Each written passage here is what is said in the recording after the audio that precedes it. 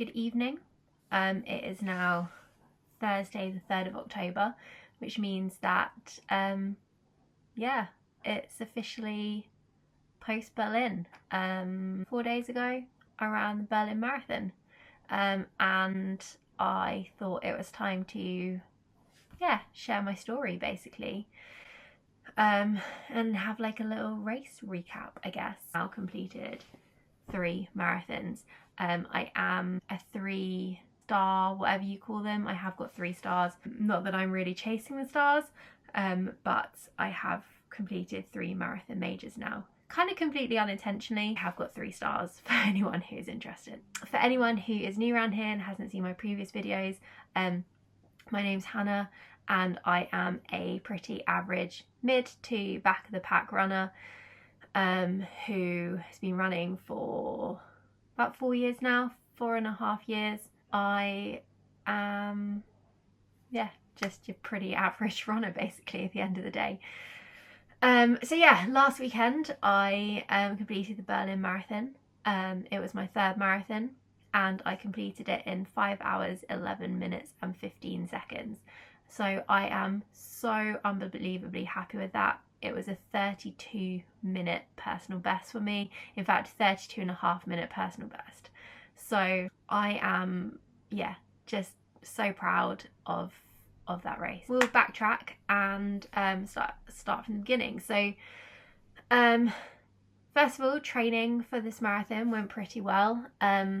Aside from one very minor calf niggle, I completed my training block. It was the best marathon training block I've done. When I ran London and when I ran New York, I had minor niggles, injuries that came up through the training block, which meant that I didn't really complete the longer runs as I would have liked to. When I ran London, I never run further than a half marathon going into the marathon day, which was a bit of a shock to the system, as you can imagine. But I still did it. I did that in 6 hours 3 minutes. And then when I ran New York, I managed a 30-kilometer run, but after that 30k run I got some bit of shin splints, which meant that I couldn't really complete my other longer distance runs. So obviously that was a little bit disappointing. And I ran New York last year in 2023 in 5 hours and 43 minutes. And then, as I said, I ran Berlin this year, completed pretty much all my training runs that I needed to, was sensible when I needed to, and I completed that in 5 hours and 11 minutes. So here is the bling. It's such a lovely medal because it was the 50th marathon. It's got like the 50th on the front, and then on the back has got some of the Berlin landmarks. So yeah, we headed out to Berlin on the Thursday. We flew out quite early in the morning, got into Berlin in the afternoon, and then straight away, basically after we checked into the hotel, headed to the expo to collect my number. And the expo, what can I say about that? Absolute carnage. Basically all the information that we've been sent was basically like, oh yeah, if you can come on the Thursday or the Friday, we recommend it because it won't be as busy. It was horrendous. It's the longest I've ever been at an expo, and I'm so glad I went on the Thursday in some ways, because if that had been like it Friday and Saturday, I can't even imagine the chaos. But yeah, I got through to collect my wristband without too much problem. My wristband, for those of you who've never done, if you've never done Berlin before, you get a wristband to go with your number, and your number is basically only valid if you have this with you. So basically there's a lot of pressure that once you get this, don't lose it. And it's actually quite stressful because they put it on my wrist and it's so loose, like, I don't know if you can see that, but it just can't come off so easily. But thankfully I had a spare set of safety pins, so I actually put a safety pin in it to tighten it up, which meant I didn't lose it. But yeah, I collected my wristband without too much problem, and then I headed in to collect my number. I picked that up again. That didn't take too long to collect the number. my number was, oh, it's really sticky because it's got energy gel all over it, 56186. And then I headed on into the actual like expo bit itself, and that was horrendous. It was an absolute joke. The queue for the like merchandise was absolutely horrendous. Basically I ended up losing Dad in the expo. Eventually I found him, managed to get out, and then I went back into the expo with Dad. So yeah, basically there was a little bit of a confusion, a little bit of a mix up on where Dad could come with me and where Dad couldn't come with me. But it was fine. I found him again and I went in, picked up some tops. I was actually relatively restrained in the expo the first day. I say relatively restrained, and part of the reason for that was I'd actually bought some bits online from Adidas before going to Berlin. But the queue to check out was absolutely horrendous. The queue took us an hour and 15 minutes to check out with 4 tops. It was awful. It got to the point I actually almost gave up because the queue was just so long. It was, yeah, horrendous. I don't know what quite happened with Berlin, but basically by the time I got to the front of the queue, I'd absolutely had enough. I paid and I couldn't really be asked to look around the rest of the expo, if I'm honest, because it wasn't that I didn't want to, it was just I was fed up, my feet hurt, I was tired, it'd been a long day, and yeah, just the expo was a little bit of a nightmare, to be honest. Yeah, went straight back to the hotel after that, got some food, and then on Friday we went back to Tempelhof for a tour, a behind the scenes tour of Tempelhof Airport. That was what my dad wanted to do. It was actually really interesting. If you're going to Berlin Marathon, I recommend you look into that because it's really good. And then after that, there was something I kind of regretted not picking up at the expo the day before. So I basically said to Mum and Dad, I was like, look, if the expo isn't too busy, I might run back in and see if I can pick up this other thing if they've still got it. And then, yeah, so as it was, we went in, did that, and I managed to get the bag that I wanted and a couple of other bits. Mum was there, and I did actually look around the expo a little bit at that point because it was actually much more pleasant. It wasn't too bad. The only thing I didn't find, don't correct me if they were there, but I couldn't find any pace bands. And then from the expo we then went back up onto they've opened the control tower of the old control tower of the airport, which means you can go up that, and there's quite some nice views of the airfield, and yeah, just like a little exhibition-y thing there, which was really good. And then Saturday I actually had a spot for the 5k race. So this year they put on a 5k run on the Saturday morning, which had a medal, was a timed race, and I was really tempted to do it because it kind of did the last 5k of the route, but I was very, very conflicted for a couple of reasons. So first of all, I was conflicted because I knew there was always going to be a risk that if I did that 5k race, I would run it faster than I should have done, because you get swept up in the race atmosphere. And yeah, I just knew that it was a little bit risky to be running that 5k. But then also on Saturday, so my running coaching group, Purdy Performance, was also out in Berlin, because there was quite a few of us from there running it, and one of our coaches was actually pacing a group of people to a 3-hour marathon. So they put on a little shakeout run for us, which I decided to go to in the end because it meant that I could see some people I knew. I knew that I wasn't going to run too far, too fast. I was going to be more sensible. And I saw my coach as well, which was quite good. So yeah, I did that in the end. I didn't run the 5k. I kind of wanted to. I kind of regret having not done it in some ways, but also I think it was the most sensible decision in other ways as well to do that own little shakeout run. And then we went to the zoo, because that is what I do best. I do love a zoo. So we went to the zoo. Oh, this was also after the stress of thinking we'd lost Mum on the underground system. Anyway, and then we were all reunited eventually. But that was we lost a couple of hours that on Saturday morning because of that fiasco. But it's fine. We found Mum. That was the main thing. One of the great things as well about the Berlin Marathon is that if you are a runner, you get free public transport in the 3-4 days leading up to the marathon. So I have free public transport on Thursday, Friday, Saturday and Sunday, which was really, really good. It meant that I could go pretty much everywhere on the underground. I had a little PDF ticket thing from the marathon people, and it had my name on it. So basically, if I was asked at any point, I had to be able to present that along with photo ID. So that was really, really good, and I think I got a lot of use out of that train ticket. So yeah, as I said, after that and all that stress and drama, we went to the zoo, had a nice little trip around the zoo, saw some animals. I spoke to my coach and came up with my plan for the race day, and just sort of tried to settle some nerves and kind of talk through a few little things before then heading back to the hotel. Really conveniently, so we were staying at the Holiday Inn Express, Berlin city centre, which was about 10 minutes walk from Checkpoint Charlie, and about 20 to 30 minute walk from the start line. So it was actually really, really well positioned. But also conveniently, there was an Italian restaurant over the road from the hotel, and we went there on Saturday night to get some carbs. I had spaghetti bolognese, which was really, really nice actually. The restaurant was actually pretty reasonable price, pretty good service, can't fault it.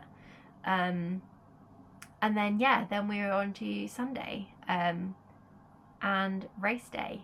So race day was Sunday the 29th of September, and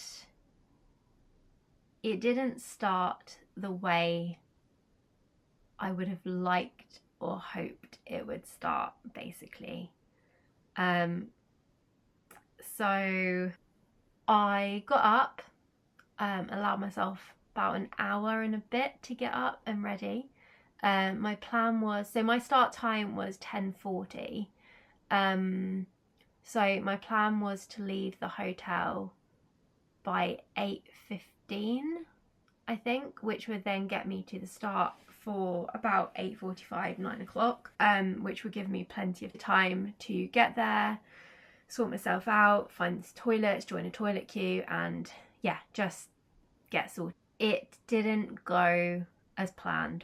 So I woke up and I just felt really, really sick. Just truthfully, I think I'd put a lot of pressure on myself for a few reasons. First of all, I knew that Berlin has quite a strict cut-off time.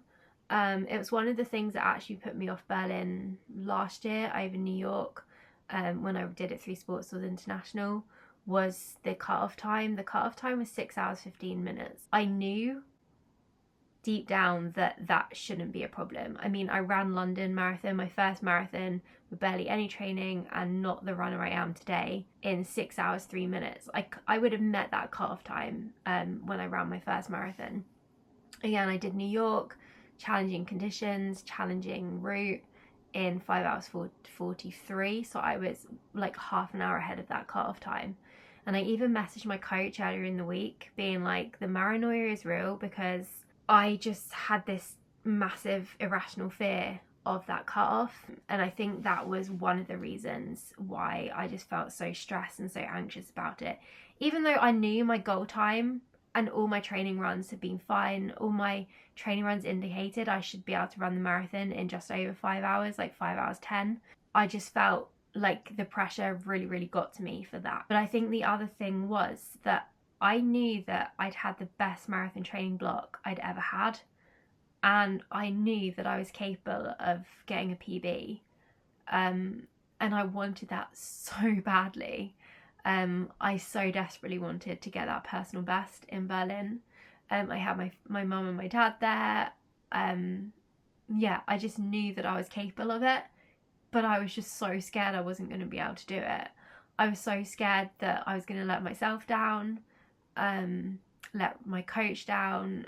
I just knew that, I don't know, it's hard to explain, but I think it was a combination of the stress about the cut-off, but also just putting that pressure on myself, that pressure that I knew that I could get a PB, and I knew that I would be bitterly disappointed if I didn't. And I think that just accumulated in a lot of anxiety for me on race day morning. I think it's important to talk about how anxiety can affect running, and that was definitely something. And also just how anxiety can affect anyone as a person. I mean, I went to New York by myself. Like, that was even bigger than going to Berlin and running that marathon, yet I did not have any issue with going to New York. So I don't really know why it happened, but I can only attribute it to the fact that those two things I've said, that it was the fear of the cut-off, but also the fear of letting myself down. But basically that resulted in me feeling very, very sick. I was trying to eat my porridge, but I just couldn't eat it. I just felt so sick. Every time I tried to eat it, I just felt horrendous. I felt like I was going to throw up. And then I'm so thankful for my dad that he came with me. So my mum and dad were there, and my dad offered to come. Well, he won't tell you that he offered. My mum told him he was to go with me to the start. I think that's what he would tell you what happened. But I cannot thank him enough for that, because it did provide me a little bit of support and distraction from everything. But I couldn't eat my breakfast. I literally only had like 2 spoonfuls of porridge, and I just couldn't have any more, which was not a good thing. But I packed to take to the start line a banana. I'm so glad I now took a boss of Lucozade Sport with me, because I could stomach that. I was actually managing to drink that Lucozade Sport, which was getting some calories into me. I took my Morton bar. I couldn't even eat that. But I got to the Bundestag with my dad, and I said to him, I said, look, can you just wait here while I try and eat some banana before you actually go and leave me? I tried to eat that banana, took one bite of it, and probably threw up in the bushes outside the Bundestag, which was not good. So I didn't have any breakfast before that marathon. I was trying to nibble that banana as best I could, but it was not happening. I tried to nibble my Morton bar. It was not happening. I just could not stomach anything. I just felt so horrendously sick. But then I made it into the start area. It was really easy to find my start from where I got in. The volunteers I encountered were really helpful. They told me where our start line was and also where the toilets were. And yeah, I got into the start area without any problem. So I was in start area K, which confused me in some ways, because I put my predicted finish time as 5 hours, which was slightly optimistic, but I did that slightly intentionally in the hope it would move me forwards a wave, but it didn't. So basically wave K seemed to be anyone who put 4 hours 45 and slower, which is quite a big range of people to have. So you're basically grouping together everyone who is going to run a marathon in 4 hours 45 to 6 hours 15, which is a huge range of paces, which I don't agree with anyway. I think that was completely foolish in Berlin. And the other thing is that by the time I got into the wave and I joined the toilet queue, there just didn't seem to be enough toilets for the number of people there were. But that said, it didn't take too long to get the Mavis Way in like 20 minutes to a toilet, which actually isn't horrendous. But then once I done the toilet queue, it just seemed a bit weird. Like, you were kind of in the pen and that was it. Like, you couldn't get forwards any closer. Like, this was not explained in any way, shape or form. So like, it almost seemed like a little bit dodgy, because there could have been a bit of a crush within that like pen, and no one just seemed to know. People were trying to move forwards, but you couldn't move forwards, but you didn't know that you couldn't move forwards because you couldn't see, if that makes sense. So that was a little bit weird. But I wasn't waiting too long. I found like a little gap to the side where I managed to just sort myself out. I was sipping my Lucozade, I was having some water, I put my like belt on, put my gels in, just sorting myself out, sort my shoes out, and just made sure I was good to go. And then as soon as that opened and got you into the start,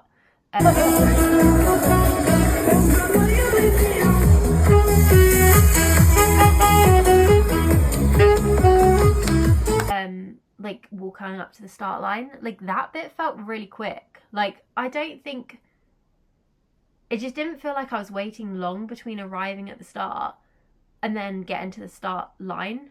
And then the start line experience was pretty good actually. They kind of hyping everyone up. I'll put some videos of it in because it's quite fun. And then raise your arms.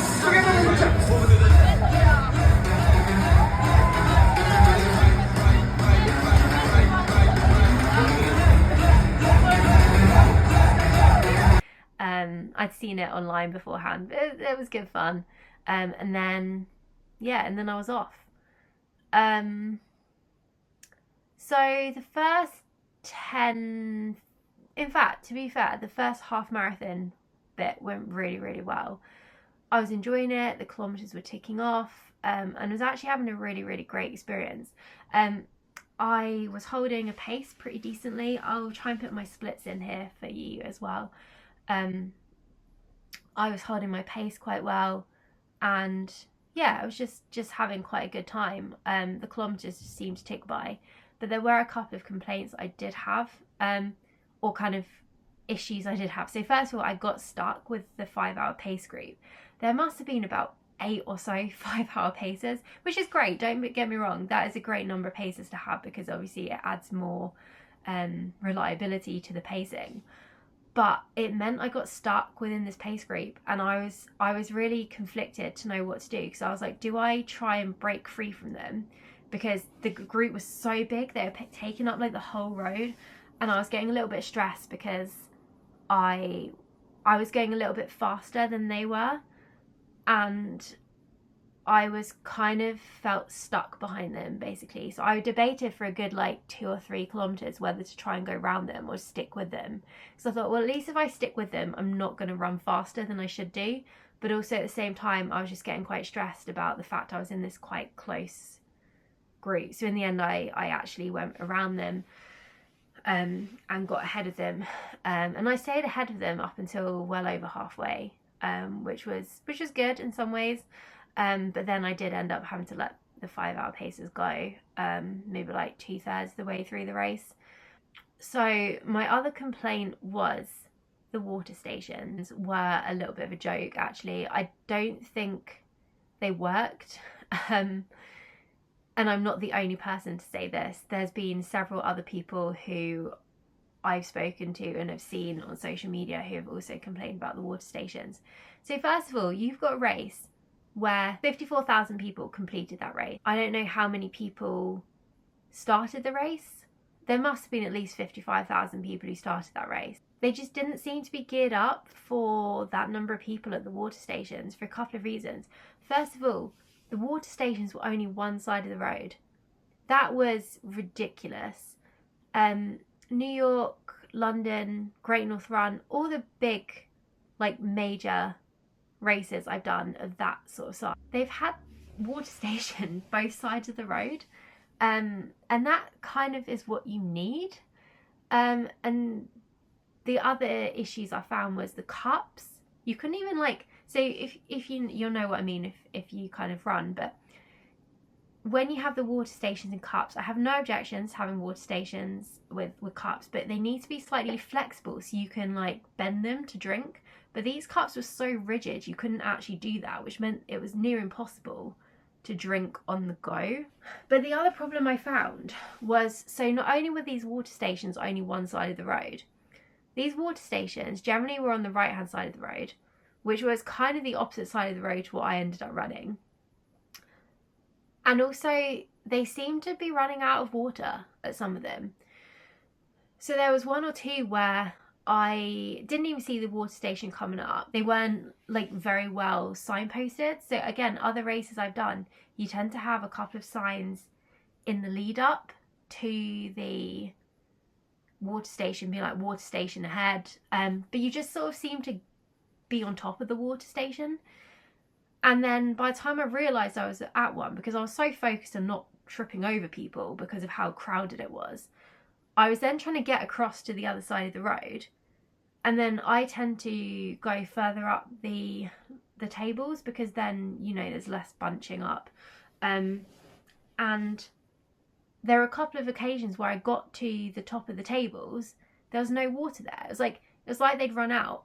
Those water stations were a complete joke. Berlin, if you see this, which you probably won't, sort that out for next year, because that was an accident waiting to happen, those water stations. If it had been hotter, that would have been horrendous. Fast forward, I went through 21k at, let me tell you, 2 hours, 29 minutes and 16 seconds, which I'm happy with. I'm so proud of that. Like if I think back to 18 months ago, I was desperate to run a 2.5 hour half marathon. And the fact that I could like now kick out a 2.5 hour half marathon without any problem really, including in a marathon, like I would take that. I'm so proud of that. So yeah, I got through the half marathon stage in sub 2.5 hours, which I was happy with. And at the half marathon point, my mum and dad were there, which was much needed. I saw mum and dad. Mum gave me some sweets, which again I needed because I hadn't eaten anything that morning. So they'd given, I texted mum when I was a couple of kilometres away, being like, can I have some sweets? So she had a handful of sweets and like just threw them in my hand as I went past, which was needed. So I had some jelly babies and some fizzy Percy pigtails, which was good. The other issue I actually had, just randomly, I was fueling really well at this point with all my energy gels. I used the Science and Sport Beta Fuel ones. I was just opening them and sort of sipping them and sort of taking my time having them. But there were wasps. There were a couple of times where there were wasps who were very interested in my open energy gels, which was not fun. There was also very early on in the race, I don't know if you can see on here, I actually spilt some energy gel down me. It went all down my number, all over my bib, all over my hands, which meant I was a little bit of a wasp magnet. So I was desperately waiting for the next water station to be able to like try and rinse some of that off my hands and everything, just to try and stop the wasps. But yes, that was not much fun. But yeah, so yeah, got through halfway pretty well.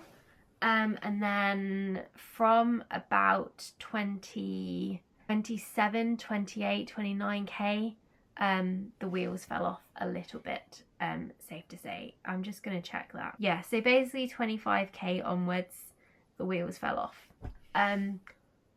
I just felt horrendously sick. I think that was down to partly water station issues, and the stress that caused me, but also down to the fact I'd not had breakfast. I was basically running a marathon on an empty stomach, taking energy gels on an empty stomach, which I would never really recommend. Obviously, running a marathon is stressful. You burn a lot of calories, so going into the marathon having not had any breakfast was not ideal, and actually, unsurprisingly, I did feel sick. Which was actually the problem for me, and that was making me struggle then from 29k onwards to have any fueling. I don't think I barely had any energy gels beyond about 30k because I just couldn't stomach them. I was trying, but they just made me feel sick. So that was not good. But that said, generally it was going pretty well. Again, another complaint I have, not that it really affected me, but it's just something to be aware of if you are a slower runner running Berlin Marathon in the future. If you are relying on course fueling, there was no Morton gels left by the time I got through that stage. So just bear that in mind if you are a slow runner going into Berlin Marathon. Don't rely on there being fueling on course for you, because the likelihood is there won't be anything left. And then yeah, I got through to about 32, 33 kilometers, and they always say that a marathon is basically a 20-mile warm-up and then a 10k race, which is what the conversation was I'd had with my coach the day before, was that basically you should try and run as even splits as you can up until 30k, 32k, and then try and push on from 32 if you can. So I got to 32k, and as I said, I was just feeling so sick at this point. It was not good. I was starting to flag. But that said, I am very, very proud of the way I ran still, because it would have been so easy to walk more than I did, to let my paces drop even more than they did. But I think I wanted it so much, and my coach said to me that you can see how much I wanted it because of the way I just kept fighting. I did not stop fighting, trying to run. And it wasn't even my legs that let me down in the race. Like, my legs weren't feeling bad. I think I could have run even further. Like, I could have run more than I ended up running. It was actually just how sick I felt that was letting me down towards the end. But yeah, I got to about 33 kilometers, and then my phone started going a little bit crazy. I started getting messages from some people who were cheering me on, and that was so much needed. Massive shout out to Becky. She is an incredible runner, but also an incredible cheerleader. She did the same for me during New York, and I so needed it at that point. She was messaging me, telling me to keep going, just cheering me on, and I needed that at that point. I told her I felt sick. She was like, I know you shouldn't try anything new on race day and all of that, but she obviously knew that at Berlin they had like fruit and things on the course, so she was like, try and pick something up at the next aid station if you can, because that might help. So I tried to pick up a banana. I took one bite of it and promptly threw it away. I did not want, like, even right now to this point, like 5 or 6 days after this happened, I still don't want to try a banana. I still don't want to try porridge anytime soon after what happened. But yeah, I was flagging massively, but again, on my splits on my Garmin, there was only 3 times, I think, in that whole race where I let my pace go above 8 minutes per kilometer. There was like one that was like 7:50, but every other time I just kept pushing. I kept pushing forward, and I kept trying to make myself run. I was putting songs on and being like, right, you can run to the end of this song, and then you can walk for a little bit, which really, really helped, I think, as well. Or like, they had quite a lot of, as you got towards the end, they had quite a lot of arches, like inflatable arches over the road. So I was like, right, I'm going to run to that arch. Or I was looking at my watch being like, right, you're going to run to the next kilometer, which was like 800 meters. And that massively helped me, giving me those little tasks and challenges to set myself. But yeah, so carried on. I got to 37k, and that was when mum and dad were again. Again, mum gave me some more sweet, which was again much needed. But that last 5k was hard work. But as I said, I did not give up. 40k came, and I just gave it everything in that last 2k. I managed to pick my pace up. Becky even messaged me afterwards to be like, she's like, did you see your increase in pace in the last 2 kilometers? And I again saw mum and dad just before the Brandenburg Gate, which was really nice. We hadn't really planned for them to meet me there. It was just a kind of, if they did, they did. But honestly, like, I crossed that finish line with a 32-minute personal best, and in that last 2 kilometers, there were a lot of tears. I wanted that PB so badly. I knew I was capable of it, and I knew it could happen. There was a lot of tears, I think, of relief. Again, as I mentioned, I meet that cutoff without any problem whatsoever. There were tears because, yeah, I'm just so proud of myself. So proud of how this training block has gone. I mean, coming out of New York was tough. I picked up an injury after New York. I had really bad tendonitis in my foot, which put me out of running for the best part of 6 to 8 weeks.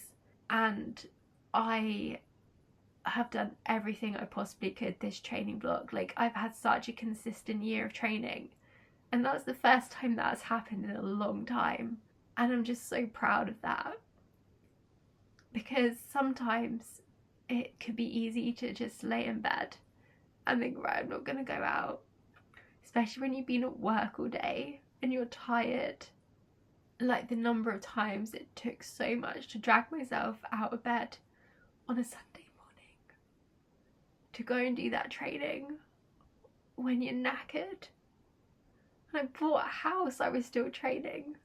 In the midst of moving, buying a house, I was still getting those runs in. Going on holiday, going away, I was still getting those runs in.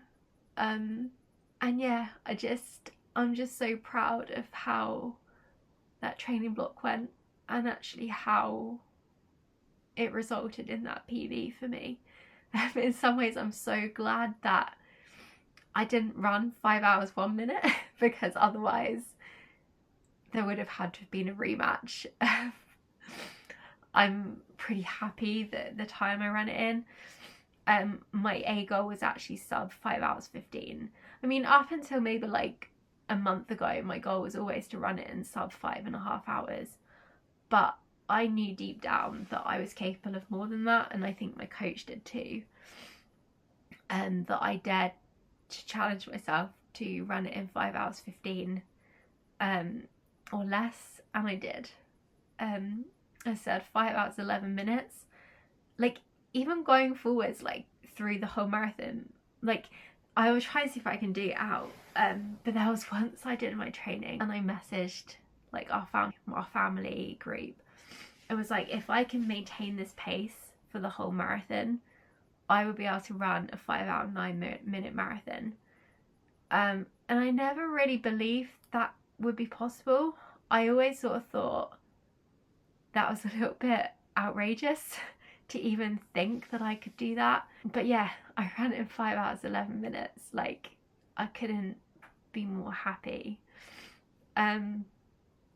Yeah, so as I said, there were some tears as I crossed that finish line. The finish line experience as a slower runner, in terms of what was there at the end, not so great. So first of all, they gave you cups of water at the finish, which I can understand, like, from an environmental perspective and everything, but also at the same time it's not great, because I then felt inclined to have this cup of water and just, like, that was it. Like, I couldn't even have, you know, like, I can even take it with me really very easily. It was like, here's a cup of water. And then also my other complaint was there was no food or any snacks or anything left for us. Like, I'm sure I read something that there should have been fruit at the finish line, or like something, but there was literally nothing. No food, no snacks, nothing. Like, that was so bad. Like, especially if you hadn't bag dropped, you had to pay extra to drop your bag, and I didn't do that because I knew mum and dad were hopefully coming with me. But that was not great, to get to the finish line and not even be able to have like something. Like, even if it was a banana, I don't think I would have wanted it at that point, but just something. Like, I don't know, I just thought you might get something at the end, but there was nothing.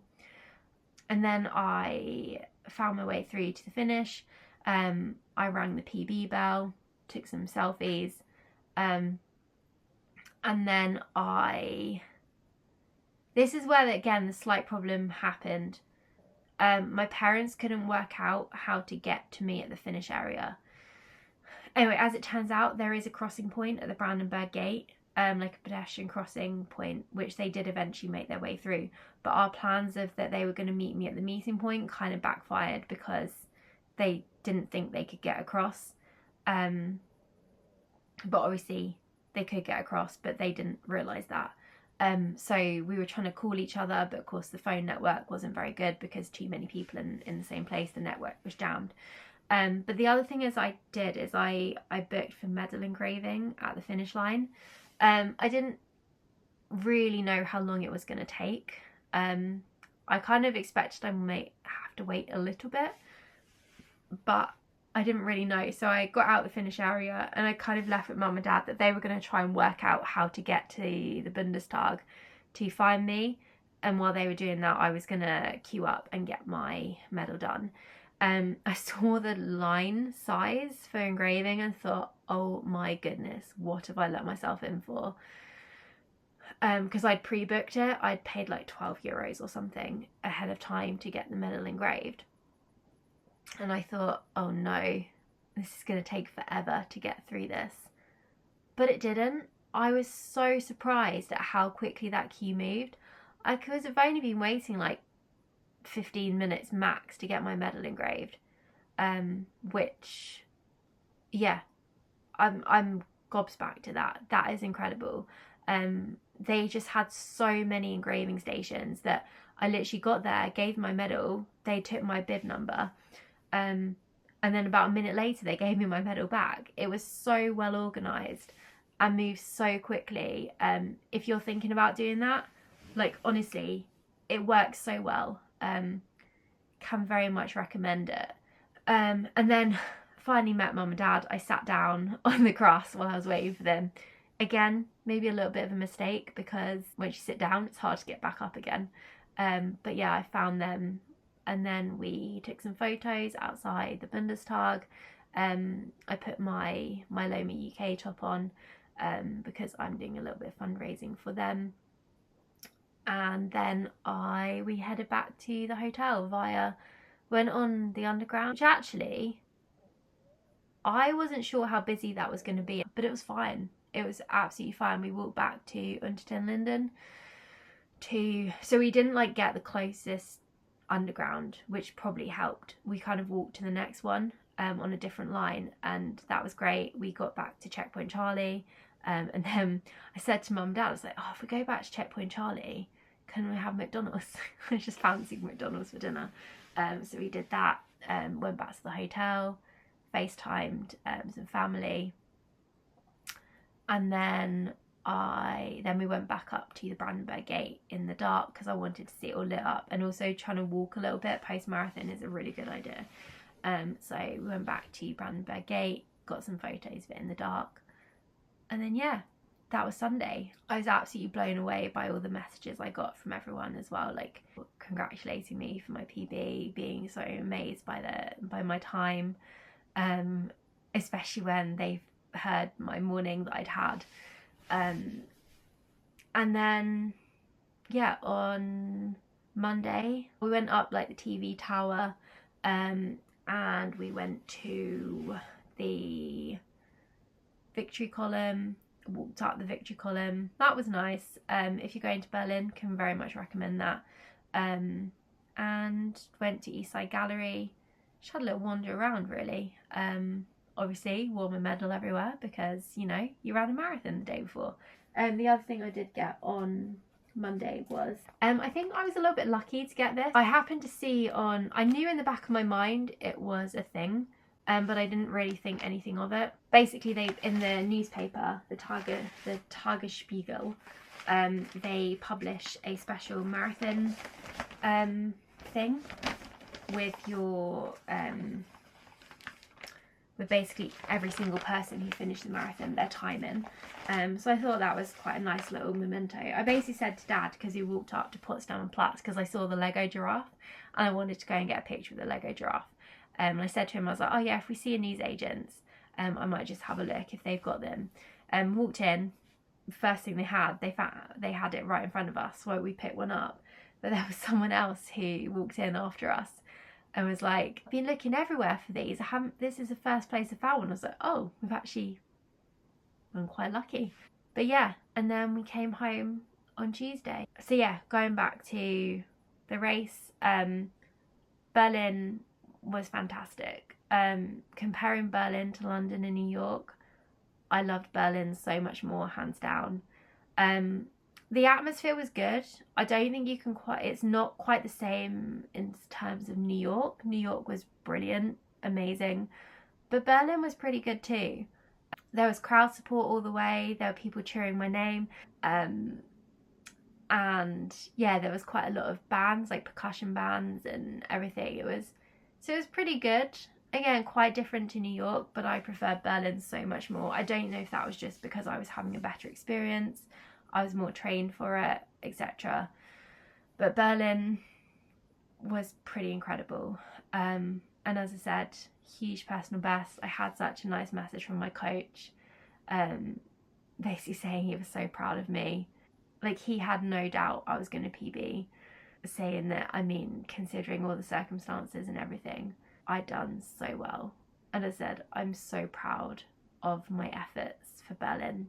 It couldn't have gone much better. So where do we go from here? What's next? My next race planned is Cambridge Half Marathon next year. That's my next goal.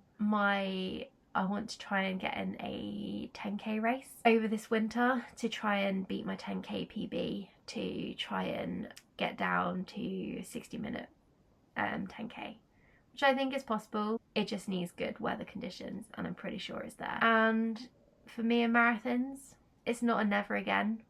Definitely not. I would like to do another marathon again. I would like to try and break 5 hours. I don't think that's going to happen next year. A couple of reasons. I think after the stress and anxiety that I put myself through for Berlin, I want a little bit of a break from it. I'm actually, like, right now, I would happily sign up for a marathon again.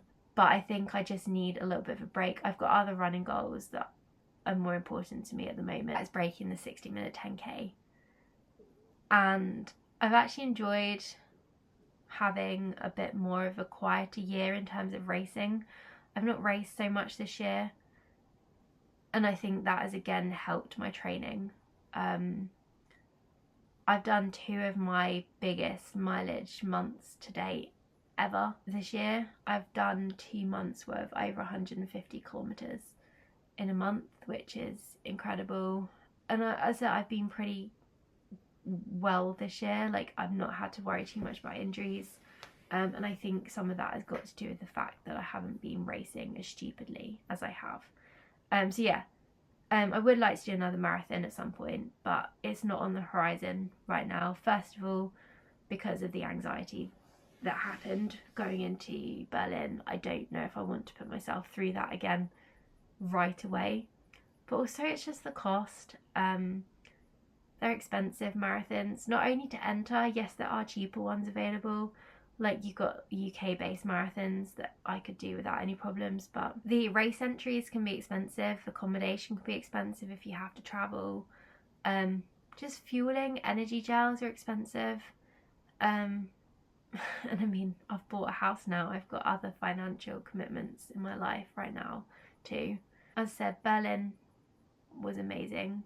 I couldn't have asked for anything better. I'm proud of my efforts. It just goes to show how amazing running a marathon is. If you can ever run a marathon, I do strongly recommend it. But then it's also important to remember that running marathons is not normal. I was reminding myself this the day after. Running marathons is not normal. I think I'm just within a community now who it looks like it's normal to run marathons, because I've got people who I know who run 1-2 marathons a year. But it's not normal. Running a marathon is not normal. It's an incredible thing to do. Only like 0.01% of the population has run a marathon. Running a marathon is hard. Running a marathon is just insane. Running a marathon it really shows you what you can do under extreme circumstances. And people don't lie when they say marathons can change you. They do. Like, they teach you so much more about yourself than you would ever imagine. I don't think anyone comes out of a marathon the same person they went into the start of a marathon. That's another story for another day maybe. But all in all, Berlin was incredible. 32-minute personal best. Thank you so much to Mum and Dad for coming with me. Thank you to my coach. Literally, thank you to everyone who supported me, put up with my running boringness, just my being the most boring person in the world the last few months. I'll see you again soon.